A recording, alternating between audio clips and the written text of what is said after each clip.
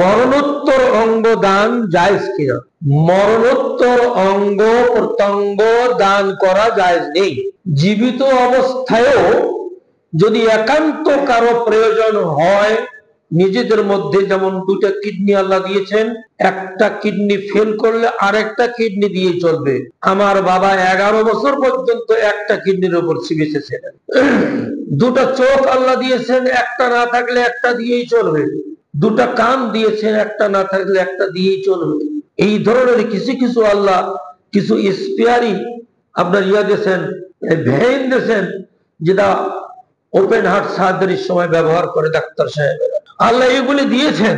অতএব এগুলি যদি কারো প্রয়োজন হয়, একজন ভালো মানুষ, নেককার মানুষ, মুত্তাকি মানুষ, অথবা নিজের বাবা মা বা পরিবারের এইরকম কোন সদস্য এই ধরনের আপদ বিপদে পড়লে তাকে জীবদ্দশায় এই অঙ্গটা দেওয়া, মুহাদ্দিসগণ বাজ আব্দুল্লাহ বিন বাজ রাহিমাহুল্লাহ তার ফতোয়া লাজনায় বলেছেন দেওয়া যাবে, জায়েজ। আর রক্ত দেওয়া জায়েজ, এটা সবাই বলছে রক্ত দেওয়া কি জায়েজ, এটা কোনো ইখতিলাফ নেই।